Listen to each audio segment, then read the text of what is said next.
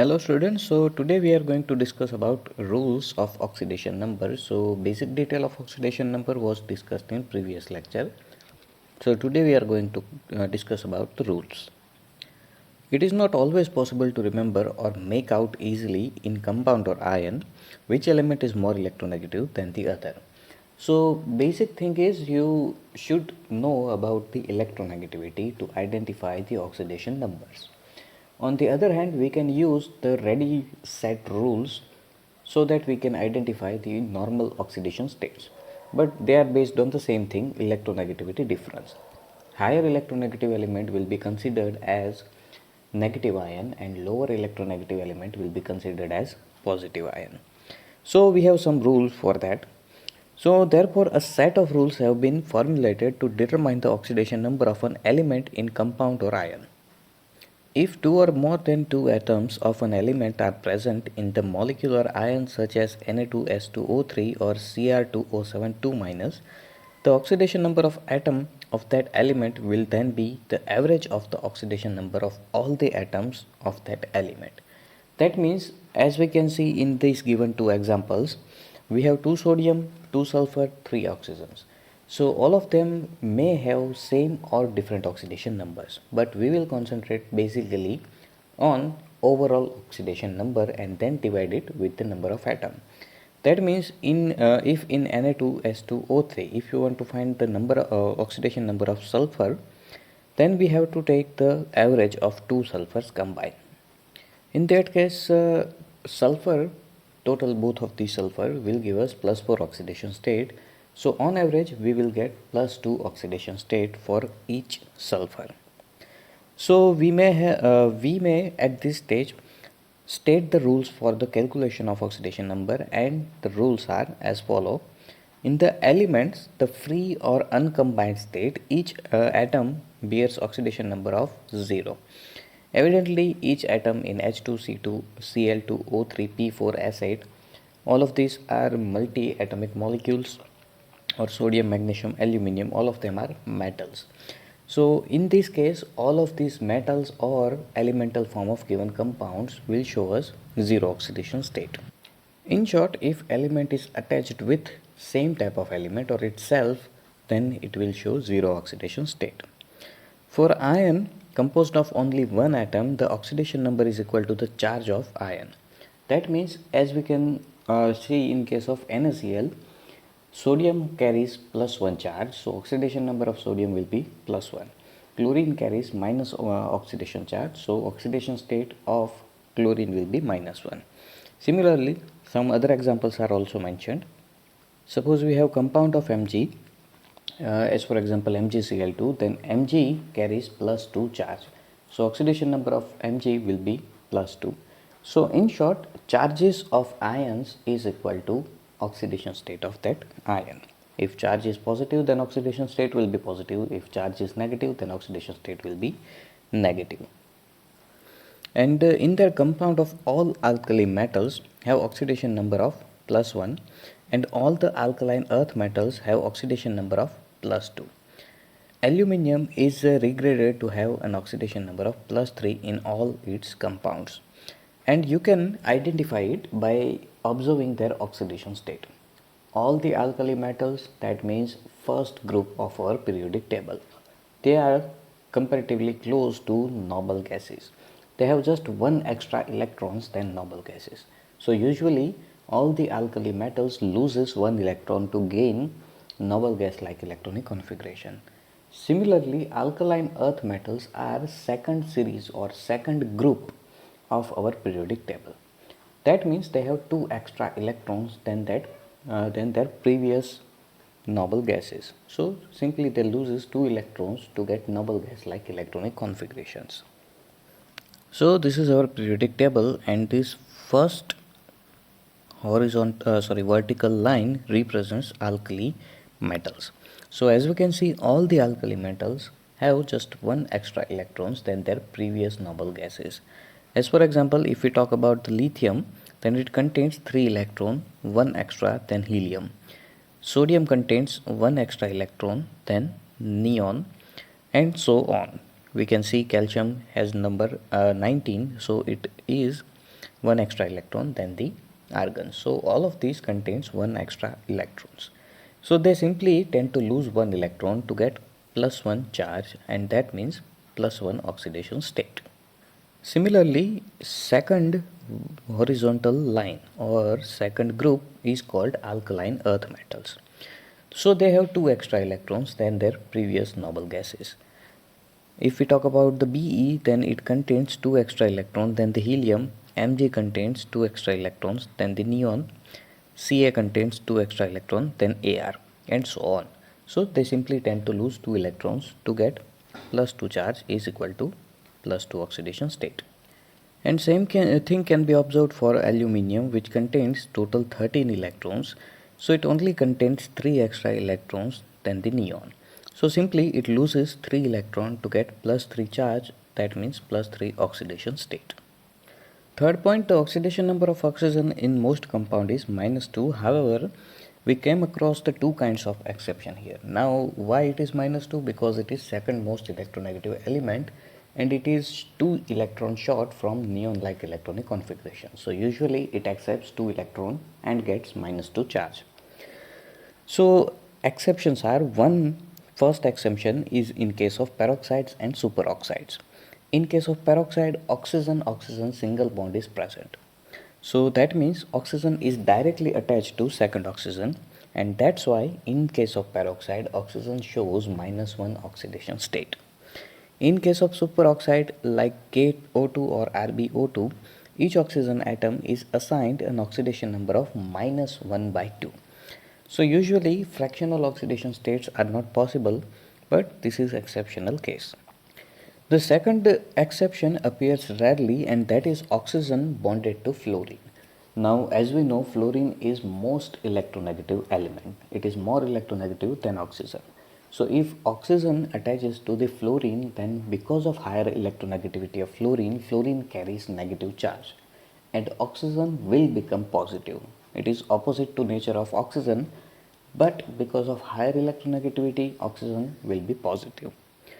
So when oxygen is attached with fluorine, we have two possibilities, OF2 just like water H2O and O2F2 just like peroxide H2O2.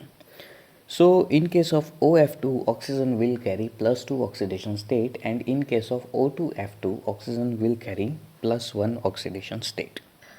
When oxygen is attached with hydrogen, we know that hydrogens are electropositive than the oxygen, so each hydrogen will get plus 1 oxidation state. So they will provide minus 1 oxidation state to the oxygen, and overall oxidation state of oxygen will be minus 2.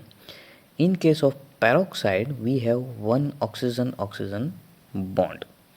So hydrogens will be plus 1 and they will send negative charges to each oxygen they are attached with. Each oxygen with itself shows 0 oxidation state. Because of similar type of charges, both of them will provide 0 to each other. So overall oxidation state will be minus 1. And if we replace fluorines with hydrogen, then as we can see, fluorines become more electronegative. They will carry minus 1 oxidation state. That's why they will send plus 1 to the oxygen. So total oxidation state will be plus 2. Similarly, in case of O2F2, same type of situation will be occurred. Fluorines will get minus 1 states and they will send plus 1 to oxygens, and each oxygen will send itself or other oxygen 0 oxidation state. So total charges will be plus 1 for both of the oxygens. Next point, oxidation number of hydrogen is plus 1 except when it is bonded to metal in binary compound. That is, if compounds containing two elements, for example in LiH, NaH and CaH2. So in this case, all of these metals are highly electropositive. That means these metals are more electropositive than the hydrogen. So hydrogen will be electronegative than this metal. And that's why in this case, hydrogen carries negative charge because metals are positive than that. In all the other examples, whenever hydrogen is attached with other elements or electronegative or non-metal elements, it will show plus 1 charge. Fifth point, in all of its compound, fluorine has an oxidation number of -1. Other halogens also have an oxidation number of -1 when they occur as halide ion in their compound. So that means whenever the halogens, that means this second last group or group 17 elements, whenever they are attached with other elements, they will show -1 oxidation state in most of the cases. But if they are attached with higher electronegative elements, and we have very few examples of higher electronegative elements than the halogens, and some of them are oxygen, nitrogen, and fluorine, one of the member of halogens. So in that case, these elements can show positive oxidation state, and they can show multiple different type of positive oxidation states, but we need oxygen like high electronegative elements for that. But fluorine being most electronegative, it can only show -1 oxidation state, whereas chlorine, bromine, and iodine, when combined with oxygen, for example in oxoacids and oxoanions, have positive oxidation numbers. As per example, few of the examples are mentioned here. In HClO, chlorine shows +1 oxidation state. In HBrO2, bromine shows +3 oxidation state. In HiO3, iodine shows +5 oxidation state. And in some cases, we can get up to +7 oxidation state from these type of halogen elements. As for example, HClO4. In this case, HClO4, chlorine shows +7 oxidation state. And we can prove it by already discussed two of the point, oxidation state of oxygen and oxidation state of hydrogens. As mentioned in the rules, hydrogen shows +1 oxidation state except with metals. So we do not have any metals here.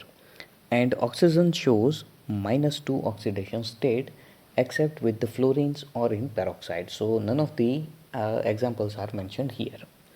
So in this case, total 4 oxygens, each carrying -2 charge, you will get total -8 charge. And we have only one hydrogen which shows +1 oxidation state. And overall HClO4 is neutral. So that means we have to maintain 0 oxidation state for HClO4 molecule. So that means chlorine should have +7 oxidation state. So total positive charge is equal to total negative charge, and it is equal to 0. And the last point is algebraic sum of the oxidation number of all the atoms in the compound must be 0. In polyatomic ion, the algebraic sum of all the oxidation number of atoms of the ion must be equal to the charge on the ions, and thus the sum of the oxidations of 3 oxygen atom and 1 carbon atom in carbonate ion CO3 is equal to -2. By the application of above rule, we can find out the oxidation number of desired elements in molecular ion. It is clear that the metallic elements have positive oxidation numbers and non-metallic shows positive or negative. The atom of transition elements usually display several positive oxidation states, and the highest oxidation number of a representative element in the group number of the first two groups and the group number -10 following the long form of periodic table for other groups. Thus, it implies that the highest value of oxidation number exhibited by an atom of an element generally increases across the periodic table. That means for these first two groups, we have the group number is equal to highest oxidation state. So that means for the first group, we have +1 oxidation state will be highest. For second group, it will be +2. For later group, that means we are talking about the p block elements. They show 10 minus group number is equal to oxidation state of given element. In the third period, the highest value of oxidation number changes from 1 to 7 as indicated below in the compound of the elements. A term that is often used in interchangeably with oxidation number is oxidation state. Thus, in CO2, the oxidation state of carbon is +4. That is also its oxidation number, and simply the oxidation state as well as oxidation number of oxygen is -2. This implies that the oxidation number denotes the oxidation state of an element in compound. So basically oxidation state and oxidation number, they are same thing. In this table the examples are mentioned. For first and second group, the number of group is equal to highest oxidation state, and later group, that means 13 to 17, they follow 10 group number minus 10 to show highest oxidation number. The oxidation number or state of metal in the compound is sometimes presented according to the notation given by German chemist Alfred Stock, and it is popularly known as Stock notation. According to this, the oxidation number is expressed by putting a Roman number representing the oxidation number in parentheses after the symbol of metal in the molecular formula, and thus Aurous chloride and auric chloride are written as Au1Cl. Now gold is also called aurum. That's why symbol Au came from. So aurous or auric, it simply represents, we are talking about the gold. So it is written as Au1Cl and Au3Cl3. Similarly, stannous chloride and stannic chloride are written as SnCl2 and SnCl4 with the oxidation state of metals in the bracket. Now stannous, that means tin. Tin is also called stannous, and Sn symbol came from name stannous. This charge in the oxidation number implies the charge in oxidation state, which is turn help to identify whether the species is present in oxidized form or reduced form, and thus Hg21Cl2 is reduced form of HgCl2. So the overall summary is oxidation, that means an increase in oxidation number of the element in given substance, or we can say that when substance loses electron. Reduction, that means a decrease in oxidation number of the element in the given substance or to accept or gain electrons. Oxidizing agent, a reagent which can increase the oxidation number of an element to give substance. These reagents are called oxidants also, that means oxidizing agent itself will be reduced. They are considered oxidizing agent because they oxidize other elements. Similarly, reducing agent, that means a reagent in which lowers the oxidation number of an element in given substance. These reagents are also called reductants. That means reductants will oxidize itself, but they give reduction reaction to the others, and that's why they are called reducing agents. And redox reaction, that means reaction which involves change in oxidation number of the interacting species. Now let's talk about the problems quickly. If you find any difficulty in explanation, feel free to ask so that we can discuss them in detail. So our target is using Stock notation represent the following compounds: HAUCl4, Tl2O, FeO, Fe2O3, CuI, CuO, MnO and MnO2. So we are quickly going to discuss their oxidation numbers. If you find any difficulty, then feel free to ask. We will discuss them in detail. Using Stock notation is not hard thing, so we are not going to discuss that point, but how to find oxidation number is main point. So let's talk about this element. So as mentioned, hydrogen shows +1 oxidation state. So from the hydrogen we have +1. Now for gold we do not have the data, so let's say it's Au, and we have 4 chlorines, so each chlorine will show -1 oxidation state. So 4 chlorines will give us -4, and overall oxidation state, this molecule is neutral, so it carries 0 oxidation state, so it is equal to 0. So +1 -4 is equal to -3, and when -3 goes on other side, you will get Au is equal to +3. So gold carries +3 oxidation state. Or simply we can do this thing: hydrogen has +1 oxidation state, 4 chlorines will give us -4. So gold must be in +3 oxidation state, so that you will get total 0 oxidation state.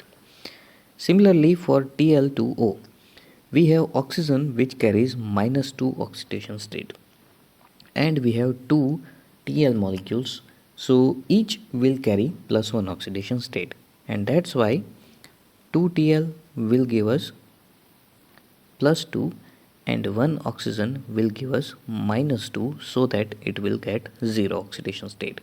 So 2 is equal to +2, that means 1 is equal to +1. Similarly, in FeO, we have one oxygen which carries -2 oxidation state, so Fe should be in +2 oxidation state. That's why overall 0.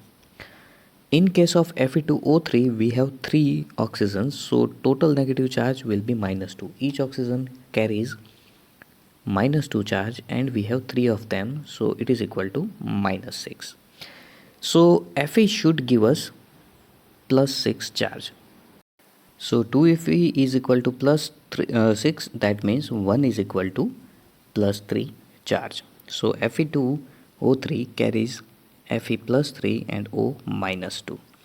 And last example, CuI. So iodine carries -1 oxidation state. So copper will carry +1 oxidation state. Then we have CuO, MnO and MnO2. So in CuO, oxygen carries -2 oxidation state and we have only one copper, so it should be +2. That's why overall molecule will be neutral.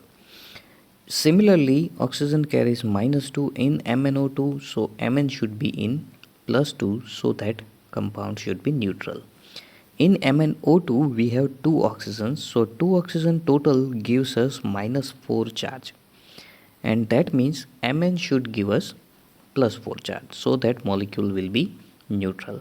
So copper in this case is in +2, Mn in MnO is in +2 oxidation state, and Mn in MnO2 will be in +4 oxidation state. Then we have another problem. Justify the reaction Cu2O plus Cu2S produces Cu plus SO4. It is a redox reaction. Identify the species oxidized or reduced, which acts as oxidant and which acts as reductant. So all you have to do is identify the oxidation numbers of each species involved in the reaction. So first let's try to find for each species. So Cu2O, oxygen will carry -2 oxidation state. We have 2 copper, so each copper carries +1. Similarly, in case of Cu2S, sulfur carries -2 oxidation state, so each copper will carry +1, because we have 2 copper, so both of them will give us +2 +2, so +1 +1, so total +2 charge, and sulfur gives -2 and neutral molecule. After the reaction, we have copper in metallic form, so as mentioned in rules, it carries 0 oxidation state. And then in SO2, sulfur being less electronegative, it will be positive. Oxygen being more electronegative, it will be negative. So oxygen, we have total 2, so each oxygen carries -2 charge. So to neutralize the charge of oxygen, sulfur should be in +4 oxidation state, because 2 oxygen will give us -4 charge and 1 sulfur should give us +4 charge, so that neutral molecules obtained. So change in oxidation state. For copper, we have 2 different coppers before the reaction, but both of them are in same oxidation state and converts in similar oxidation state. So for copper, as we can see, oxidation states are decreasing, +1 to 0. So copper give us copper +1 to 0. Simply it is reduction. And if we observe the oxygen, then before reaction and after reaction, oxygen do not change its oxidation state. So it is not involved in redox reaction. But if we check the sulfur, then it is in -2 oxidation state before the reaction, and after reaction it is in +4. So that means it changes from -2 to +4. So oxidation state is increased. So it is oxidation reaction. So copper is reduced and sulfur is oxidized during the reaction. So if copper is reduced, that means it is oxidizing agent, and if sulfur is oxidized, that means it is reducing agent. If you find any difficulty in this explanation, feel free to ask. We will discuss in detail in upcoming lectures. Thank you.